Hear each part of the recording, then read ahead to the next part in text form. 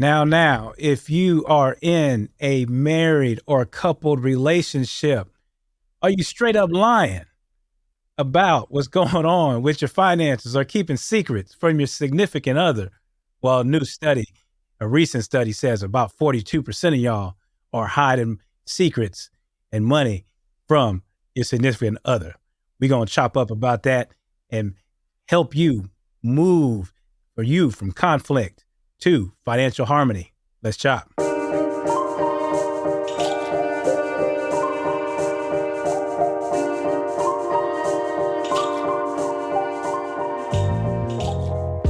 Yeah, we like that sound. That means we're about the Life Money Balance podcast when we get the head nod. And we have a special guest with us today. It's my friend, Dr. Michael Thomas, and he is a financial coach, a TEDx superstar on financial compassion, and a professor at the University of Georgia, all things financial advice and education. My man, Dr. Michael Thomas, how you doing? Doing well, brother. I appreciate you. Thanks for having me on. Yes. Oh my goodness. So, so many people are struggling with, financial infidelity is the topic.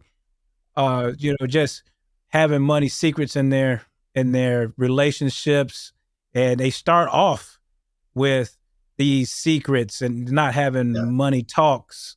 And then it just continues and it festers. So conflict right off the bat. So there's not even any harmony when it starts, and then it compounds.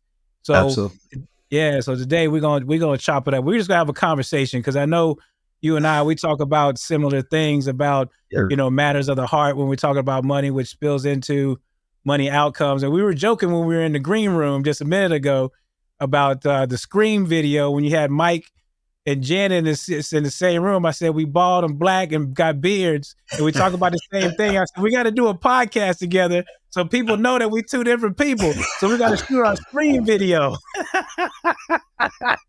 And stuff like that happens all the time. Like, hey, Preston. I was like, no, I'm not Preston. Right. I know that's you. What's up. Yeah, man. Yeah, no doubt. The stat was alarming. 42% of people are hiding, these secrets, from their spouses. So when we talk about, common sources of money conflict, what are some of these things? Let's chop up about that. Yeah, honestly, I actually believe that we socialize money conflict. Right? So if we think about this from the perspective of financial socialization, whether it's direct or indirect, right? We can actually create these patterns and norms for someone to actually believe that it's okay not to tell, right? So for instance, if my wife doesn't want me to take the boys to go get ice cream before dinner, and I take the boys to go get ice cream before dinner, and I tell them, don't tell your mom. Right? It's okay. We've got to get the ice cream before dinner. And that seems very harmless. Or if my wife takes the boys and does something that I didn't particularly want for them to do, but it's this joyous occasion for her to do this with the boys, but she doesn't want me to know. And then she says, hey, I'm going to take you to go do X, Y, and Z, but don't tell your dad, right? Could you imagine all these instances where we've actually laid this foundation for these moments where it's perfectly okay not to say something about what I've done transactionally with money, which actually leads to a more important point here, which is why there's money conflict. Because if I did what I did with my boys to go get ice cream with them before dinner, it's because within my relationship or dynamic with my spouse, we have a disagreement on what is okay or not okay. And instead of creating some commonality or common ground for me to be able to express myself in joyful ways with my boys, you know what? I'm going to go get them ice cream if I want to get them ice cream. You get what I'm saying? Because for me, there's this emotional connection. There's this way of me thinking about the world and not wanting to be bounded by certain norms and all these different things that I may lean into doing things unbeknownst to my partner, but there is this very personal thing that is important to me where there's an emotional connection and attachment. So a lot of this conflict comes from not being able to have the space to communicate beneath the numbers as to why something is important to me experientially and otherwise, maybe mitigating stress and other factors. That just gets bounded within the numbers and not necessarily engaging in financial intimacy. So I can understand what those numbers mean to me, why they're important, right? And why I like to express myself utilizing money as a conduit in a particular way that brings me value. And sometimes we don't create that space in relationships, and it creates these other issues. Yeah, no doubt. I like that one. It's like don't tell your mom or don't tell your dad, right? I mean, because like you said, you didn't. There wasn't. There, you said I like the word financial intimacy, like you said. Uh, there was it was conflict off the rip Yep. because there was a lack of framework to even trust or compassion to even Yeah. talk. Like you said, that intimate space. It just wasn't set up. And we're gonna talk about that later in the show because I want to hear your feedback. I got some thoughts about creating a Yeah. space like Yeah. that. Yeah. But there's so many. There's a long laundry list of these common conflicts. Sources of Yep. conflict. So you kicked it off with a good one, but parental. That's Yeah. one, right? Because like you Well, said, social norms of parental. I can think of one being experiential. I mean, how people experienced their money, and if they yep. don't voice that, then that's a conflict. Because a common thing I hear is, "Oh, that's not how I was raised," Yep. right? Yep. How I was raised was we didn't do it like that, right? And, and they was like, "Well, I didn't do it like that," and then it becomes irrational, but it was totally logical once you Yep. hear the story. You Once you know? hear the story. And the trick, though, is not necessarily the trick, is am I allowing space for the story? And it's an incredibly interesting dynamic, especially when it comes to money, because just as well as I do, that money is a very emotional thing because it in essence connects us to things that we think will bring us joy, contentment, alleviate stress, maybe reduce angst and anxiety. And so we all experience money differently. And what's fascinating is that usually, oftentimes, within a contact or relationship, there is someone who is kind of over the money, right? Where there's always that person, whether they want that role or not. Sometimes they don't want that role, but they have to assume that role because your partner is reluctant to do that. But what happens is that when we start to engage in this process, we get so caught up in the narrative of the now and not understanding that there are these very strong connections from the past that are tethered to the now in a way that we're engaging in, to your point, experiencing money or the lack thereof, which could increase cortisol, right? Which could, like the stress hormone within the body. And if that's happening because I'm not having healthy engagement with money, I'm either going to engage in flight or fight. So if we start thinking about this whole idea of financial infidelity, if I'm shutting down and I'm engaging in flight mode, now that means I'm going into hiding. So now we can actually literally connect a thread of neuroscience to neurochemicals that are being created within us, our adaptive responses to stress, right? And then our coping mechanism to stress. So if I'm experiencing all these things, maybe outside of my household, where I'm stressed, my boss is like wearing me out and all these different things, and my natural coping mechanism has always been to go and spend money.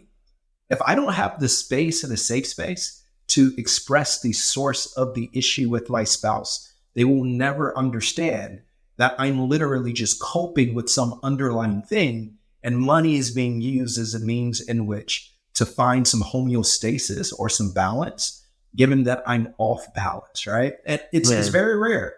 Like, Preston, whenever you worked with people, and somebody has done something that the other partner either didn't know or that other partner disagreed with. Did that other partner sit back and say, hey, is there something else that's going on that I need to know about? Are you okay? Are you like, nobody ever asked those questions. No, no. It's we agreed to this on the budget. You didn't do it. Did we not agree to this? This is an issue. This is why I can't trust you. This is why we're here talking to Dr. Cherry right now. It's never a, hey, is there something else going on? And creating that space for empathy and compassion within a context of the relationship, because we don't necessarily speak to those things. And the last thing I'll say here is that oftentimes when we talk about money, we talk about it from a personal finance perspective.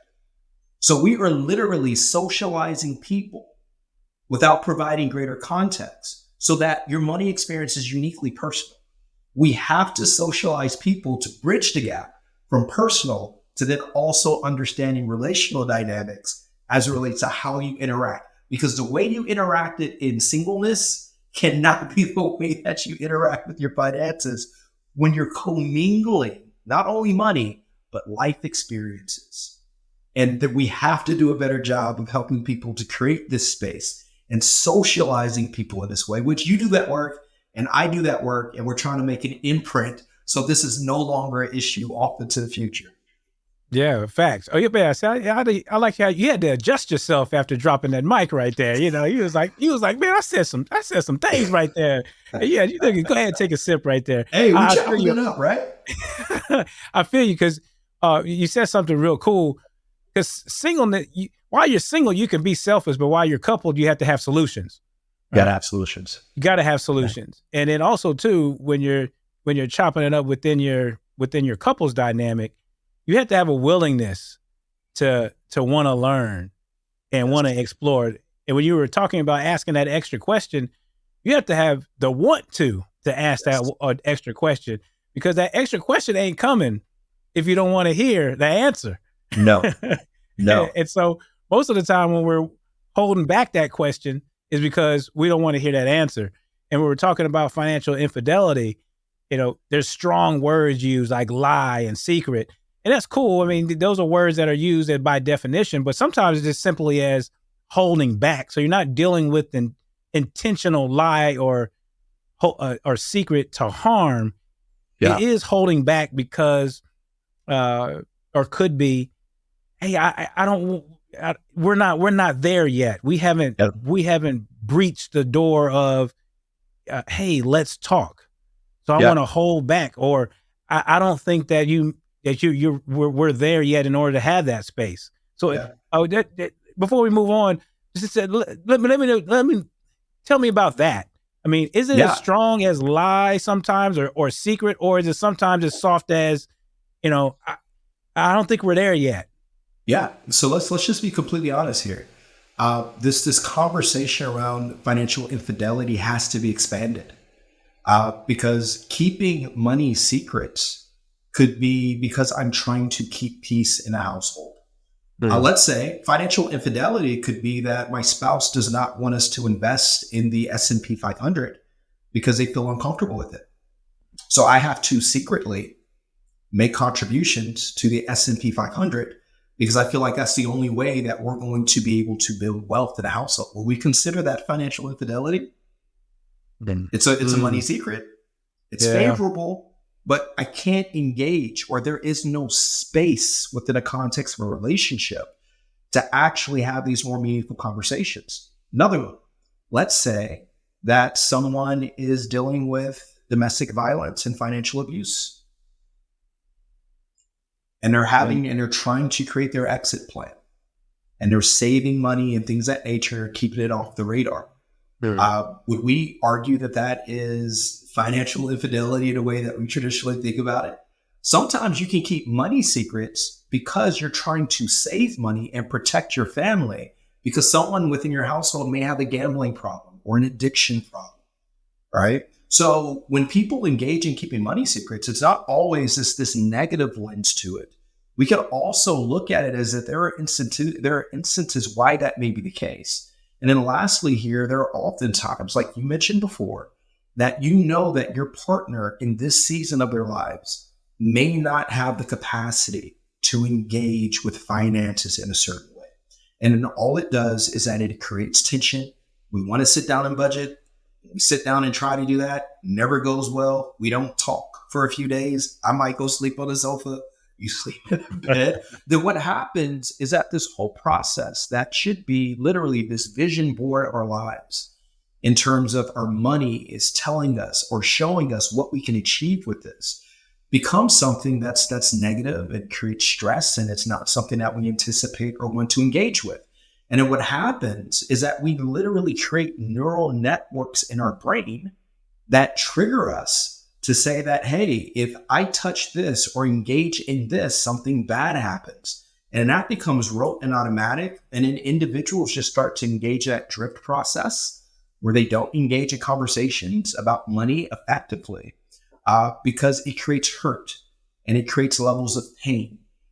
Or there can be elements of shame and guilt. But it takes so much more to actually tease out the root cause of what's happening here, so that we can effectively address the issue and create the space for life, money, balance. Oh, you see, I see what you did there, man. You're dropping bars right now. You're dropping bars right now, for sure. And that's what we do here, and that's why we chop.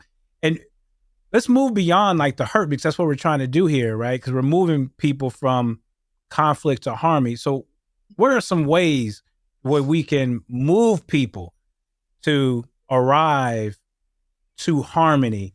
I have some framework ideas far as a 5-step process. And one of them is, I think compromise hurts people's finances. Compromise hurts people's finances because nobody wants to lose, right? Yeah. It's why start off from lose? Let's start it at winning. How about coming together? Used to be a song about that too. I think Mick Jagger did one, and I think it was, and then Mike did one after that. So let's start off with a solution oriented. Yeah. Let's come together at a common goal that we want to achieve as a couple, and then we can start hearing each other out far as perspectives are concerned. First of all, we gotta agree to meet. Yes. I mean, we started that conversation a few minutes ago. Yeah. But we have to say, let's talk. Let's talk first. We have to admit that we're not talking. And if we're talking, we're not talking regular enough. And then it's that agree to agree. Yeah. And then hearing each other out. I'll start with those 3 steps, and then I'll finish with the last couple. What are your thoughts of where how do we move people from conflict to harmony to where they can start getting to some positive results? Yeah, oh my goodness, this is this could be a financial therapy session, quite honestly. I know, brother. Because we can start talking about different, again, life experiences, scarcity mindset. If you come from a background or a situation where it wasn't we can always get another one, right? Oh, we ran out of it. We can always go to the store and get X, Y, and Z. And let's say that you had a household where you had 5 other siblings, right? And it was literally a situation where if somebody got, you didn't get. So we have to then kind of consider, how is that actually wired into us unconsciously now in the way that we engage when resources are limited? Because this is a thing that we don't talk about as it relates to harmony. Hot and cold empathetic states. It's easy to harmonize when there's an abundance of resources, because that means that in the abundance of things, I can still get what I want. You can still get what you want, right? However, as we navigate life, we navigate seasons where we may not have as much as we once did, which means that certain concessions are going to need to be made. But I'm not triggered yet because we've been navigating this abundant state where I'm getting everything, you're getting my time, my energy, my effort. Like we're talking about a relationship with a honeymoon phase, right? We're up on the phone until 2 a.m. Like that don't last forever. Eventually we got to go to work, right? Eventually stuff is going to come up in terms of the cyclical nature of our lives that we didn't necessarily experience initially, where now my immediate needs aren't being met. This is no different than when I hear something on social media where there's like somebody says, hey, how do you know so-and-so loves you? Or how do you know you love so-and-so? And then I'll hear these individuals say, because of what they do for me. Right? They say it all the time. It's because of what they do for me. Then when someone does not have the capacity to continue to do for me, then a particular need is no longer being met. And then we can go down this rabbit hole of not feeling loved and all these other different things because I'm not getting time, gifts, affection, or whatever it may be. So my point is this. I think it's incredibly important for individuals to actually think about this like CrossFit or any other weight training program, is that you're literally exercising a muscle for harmony and union in your relationship. What happens is that oftentimes we think that we have the tools internally and otherwise to address this harmony element of things when we encounter the downturns in our relationships. This is this notion of hot and cold empathetic states. So if I'm in a cold empathetic state, right, that means there is no stressor. There is nothing that I have to contend against to make something happen. However, when I'm in a hot empathetic state, that means I'm being triggered by something and still having to believe that I'm going to respond the same way that I would have when I don't have this stressor. So that being said, we have to understand that when we're navigating money as a couple, the best way to build up our capacity is to engage proactively in the stress, expose ourselves gradually as we navigate this process so that we can build our capacity to manage and mitigate stress and prioritize our relationship over the money. So one of the ways that I do that is I encourage couples to do walks and talks. Yeah. Because what happens when we're sitting at a table and we start to become very myopic, there's low lighting, generally speaking, or lighting, but we're just very singularly focused on the numbers and the budget and not on each other. So before a couple ever engages with having like serious money conversations, one of the things that I encourage is like on a Saturday morning at twilight hour, right? When that sun's hitting just right, it kind of feels romantic. You're walking, and when you're walking, you're producing epinephrine, and then there's dopamine that's actually in oxytocin, and all these things are being created. And I actually just use that moment to talk about where we want to go. What do we want to achieve, right? Before we ever begin to get into the weeds. And I would literally encourage couples to do that for a handful of weeks before we even start to sit down and look at the numbers. Because we're trying to create intimacy, we're trying to create connection, we're trying to create vision. And it's so much easier to do that doing walks and talks. And then the last thing that I encourage clients to do is to, before we start looking at numbers, to start thinking about the line items in terms of the things that they've communicated. And then assess a value in terms of what does this mean to you emotionally and otherwise. This is a highly emotional thing or not really an emotional thing.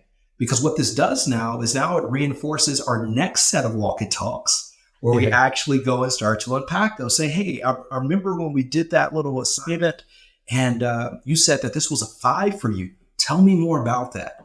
Again, walking and talking, epinephrine, oxytocin, feeling good about this, and then serotonin in terms of lowering and even cure mood.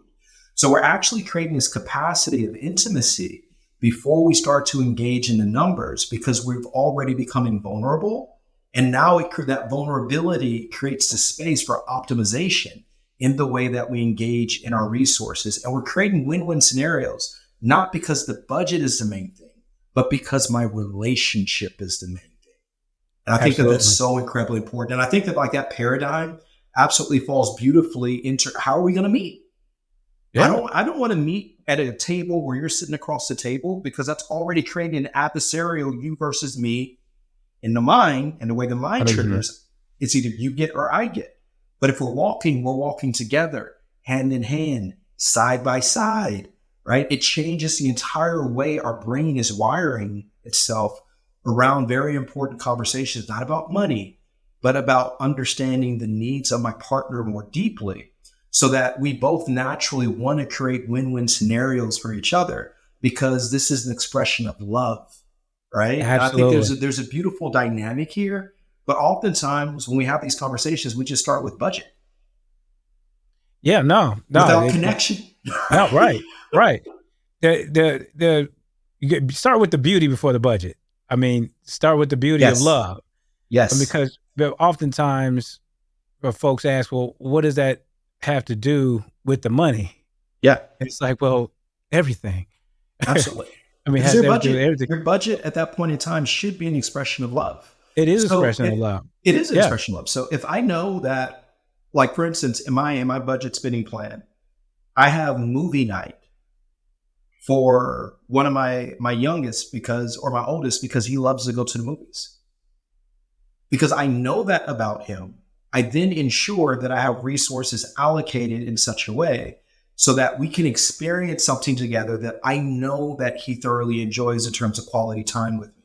The same thing with my spouse. Like this money, my money, the budget informs what I understand about my Yep. system and how I can optimize meanings of expression, love, trust, reciprocity, generosity. We can go down a list. But my Yep. spending plan is a reflection of my deepest values. That's correct. And there's no way that you can do that commingled if you don't actually understand deeply the needs and that emotional connection to those needs that your significant other has.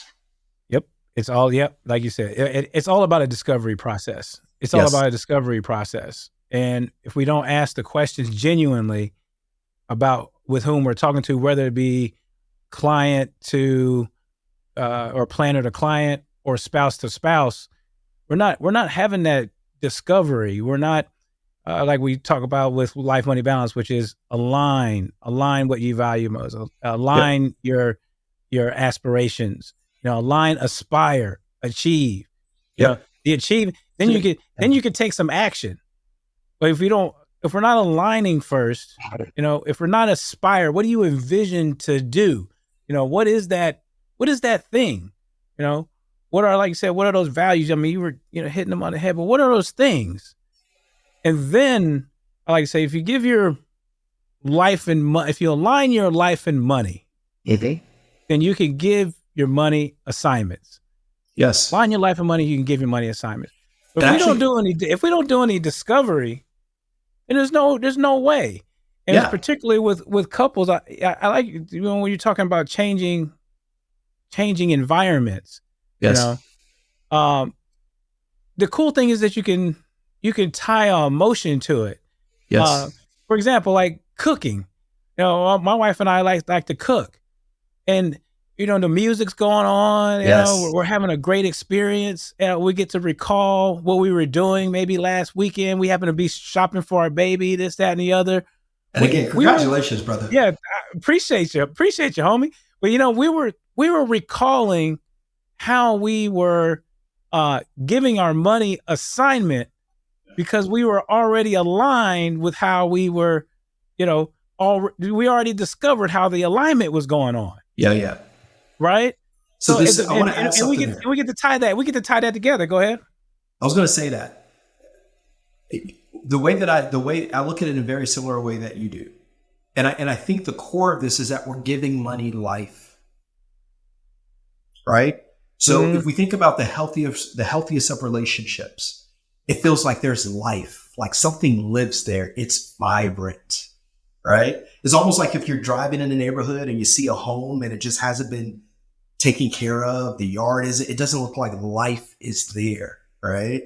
And a beautiful thing with that money alignment idea is that you're giving it life. And if you feel as if your money is giving life, then guess what? That creates a vibrant demeanor. It creates a sense of joy and satisfaction and contentment.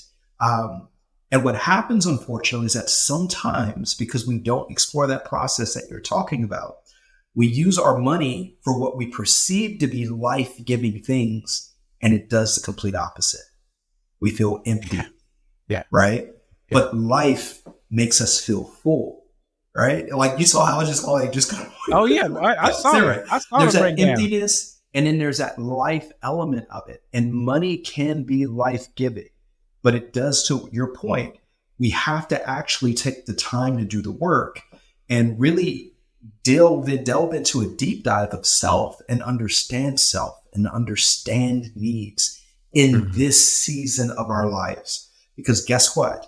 As we grow older, we're going to navigate different seasons. We're going to feel differently. So one money conversation about somebody's needs in their 20s, and I think I know my spouse or my significant other, are going to be completely different in the 30s. And the Yeah. beauty here is that we can continue to or realign so that person can feel like they can have the greatest expression of life, right? And to feel alive. That's the whole point.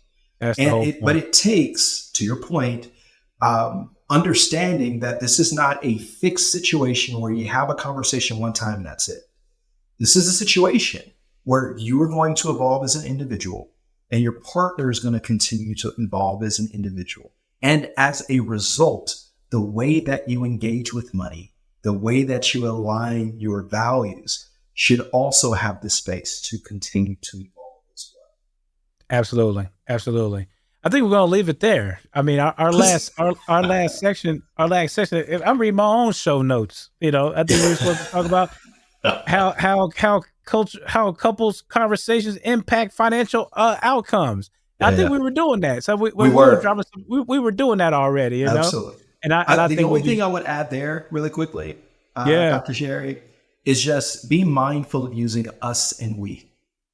Oh, I totally agree with that. Us and we is so incredibly important. So what do we want to consider in this situation? How might Mhm. this impact us? Right? Because it reinforces the fact that this is something that we're doing together, even if it's difficult. And I need you to know that I am here with you every step of the way. Mhm. And I think that when we Hey, start to use that we us yeah. language, it's a much more, instead of this is what I want, Yep. right? It's me, or it's you. And when we Yeah. start to see that use Yeah, of because language, you and I, it starts getting judgmental, very right? much The so. blame. They said, "What are you blaming me?" Right? Yep. Judging me. And we're Uh, done. The conversation's over at that it's point. conversation. It's done I'm quick. attacked. Right? You're attacked, and then you're back at zero. All right, and then we're back at the conflict, and Yep. then we're back at the lie, the secret, Yep. and the Because holding back. we've reinforced the cycle. I can't talk to you. So Yeah. now we've made a situation that could have been salvaged, even much more difficult to address, because in my brain and my wiring, well, I've just reinforced that neural circuitry that I can't talk to you about money. Why am I Yeah. doing this? Why are we trying? And that's where you start to get to like elements of divorce. I don't see a pathway Oh, forward, right? Because yeah. because literally I don't see a pathway forward. So helping clients to consider their language, creating the appropriate space and environment, and in making this about we and us and taking turns and actually wanting to learn more about the person and only using money as a conduit, as a means of expression, I think is so incredibly important. Absolutely. And instead of positive outcomes, you're getting positive out the doors. You know.